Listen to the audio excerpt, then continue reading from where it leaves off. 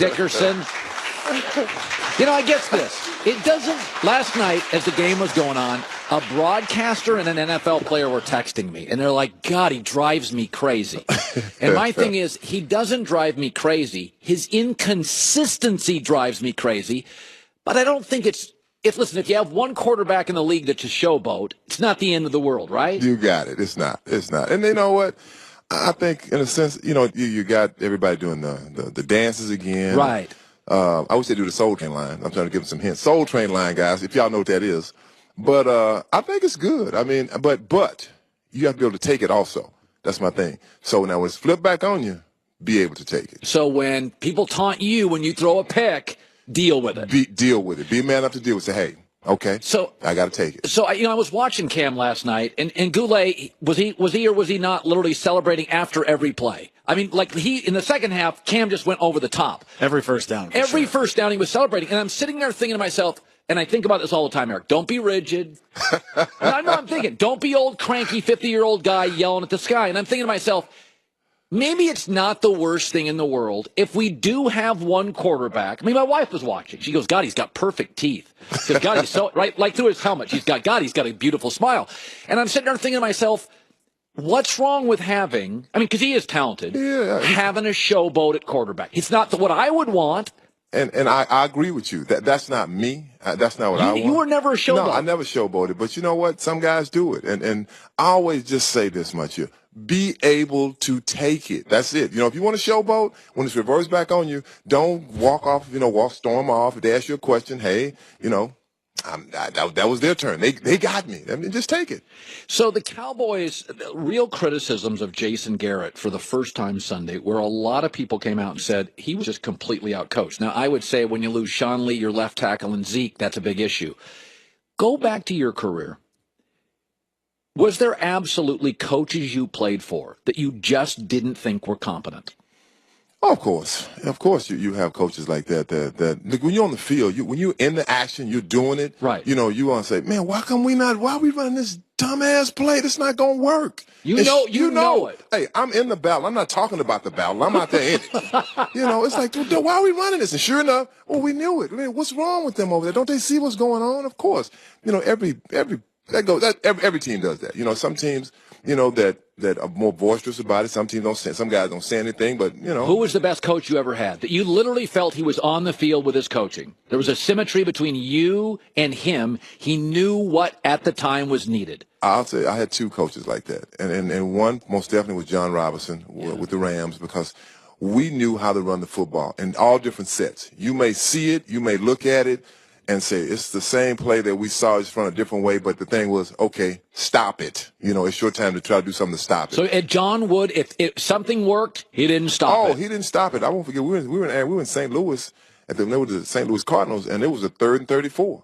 And he said, we just try to get the ball in the middle of the field, and, so we can punt it. And I'm like, I hope they call toss. And sure enough, they called toss, because they couldn't stop it. I picked up 33 yards. so, hey, great. And Ron Meyer was that other guy. Ron Meyer was the kind of coach that, he might not have been the greatest X and O guy, but he know how to motivate you. When he talked to you on Monday, the game's on Saturday, let's go play right now. Let's just get out there. That's you was just so excited. And then when time to play the game, he let his coaches do the coaches. He did the motivating. Yeah. Well, when you think of Jason Garrett, what bothers you? I like Jason. Jason's kind of too laid back. Sometimes you have to... A little academic? Yeah, look, what was going on Sunday with Chaz Green, you had to say, look, we're going to have to turn the protection. We have to. He's getting killed over here. Anytime you have a quarterback get sacked 10 times, 5 times by one guy, dude, yeah. You got a problem, and you have to address the problem. You just can't keep doing the same thing over and over and over and over.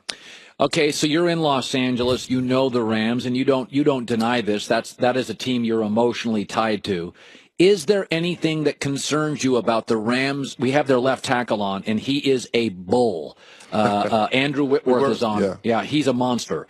Just absolutely the anchor of that offensive line. Anything about Goff that worries you? I think the only thing that worries me is that sometimes he holds the ball just a little too long. And that's sometimes with the young quarterbacks, he's not used to feeling the pressure yet. And I'm not a quarterback, but as a spectator watching, and okay, the ball should be out. Even sometimes you have to throw it away, because I get nervous. I'm like, don't hold the ball too long. Don't take the sack. Just throw it away. That's the only thing that bothers me about his game.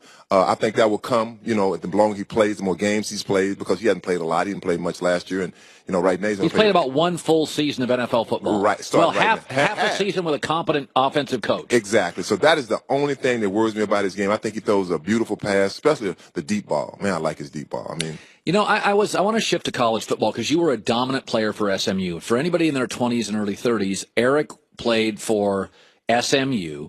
I think you guys were in the Southwest Conference or something. And you were, I can remember you playing in the old Cowboy Stadium, you and Craig James, and a guy named number 11, your quarterback, Hugh McElhaney or something, what was it? Lance McElhaney. Yeah, Lance McElhaney. Yeah. And you're not a football power, and suddenly you guys were unbelievable. You were national games. So when you watch college football, so I'm watching Notre Dame and Miami this week, and you were a prodigious, the recruiting wasn't, there were recruiting services, but now it's like a cottage industry. There's recruiting everywhere. Oh, yeah. If you were in Texas like you were, and you were a world-class track guy, sprinter, big, you'd be the top running back in America. You were a big kid. When you watch Notre Dame and Miami and you watch all these big college games, SMU was not a power. If you were to do it again, what national power would you go to? Oh, that's easy. Where? Where I want to go all the time. But I'm so glad I went to SMU. Oklahoma, OU. Why? I like the way they played, man. I love that veer offense. I just loved it. But man, my grandmother, she wasn't having that. What'd she say? Coach Switzer came to my state championship game. Barry Switzer. Oh, yeah. Did he come in a mink coat? He came in a mink coat to my state championship game. No, he always came in a mink coat. And they came to my house. And I'll never forget it. They showed me the national championship tape. Billy Sims and they put the tape in your VCR. They put the tape. They put together the VCR. They bring their own VCR and hook it up to your television. Play. They sell you. So Barry comes with an assistant coach. Yeah, with a couple of coaches. Yeah. And they bring the VCR. They bring the VCR. They put the tape in. And they play it. They play it on your television. And it's fantastic.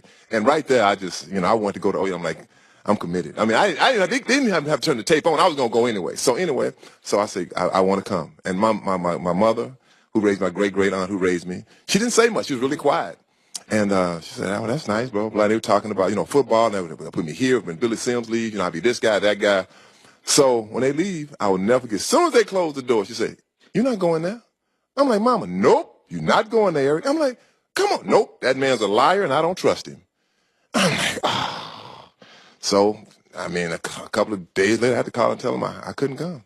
So that's why I didn't go to OU. Now, what made her say that? Just the conversation in the living room? She just said, she didn't trust him. And then I'm going to tell you another story. So after my freshman year, my sophomore year, I want to transfer. I'm just like, I want to get out of here. I'm not playing as like I want to play. I look at Oklahoma, they going to the Orange Bowl. I want to be in the Orange Bowl. And so sure enough, I said, "Mom, I get home, I said, I want to transfer." She said, "What?" I said, "Boy, sit your ass down." I sit down, she took a piece of paper, put a line down. She put SMU and other. I'll never forget it. She said, "Okay, so you're playing at SMU." "Yeah, but that's a check. That's an X over there." "So you have a scholarship at SMU?" "Yes, that's a check." "Are you guaranteed a scholarship?" "Nope, that's another X."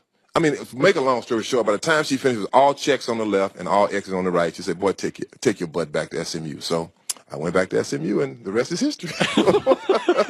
You had a strong-willed mother. Oh, very strong-willed. You didn't talk back. That was just No. You didn't talk back. What? Man, I just rolled my eyes. She went behind the door and got the shotgun and said, "Boy, I'll kill you." What? I'm like, "Mama, please don't shoot." She said, "I will kill you." "Yes, ma'am. Yes, ma'am." So rolling your eyes? Rolling my eyes. So, I was a good kid. I had no choice. God, these stories get better every time you're on the show. Hour 3's coming up. The Hall of Famer Eric Dickerson. Thanks, bud. Thank you.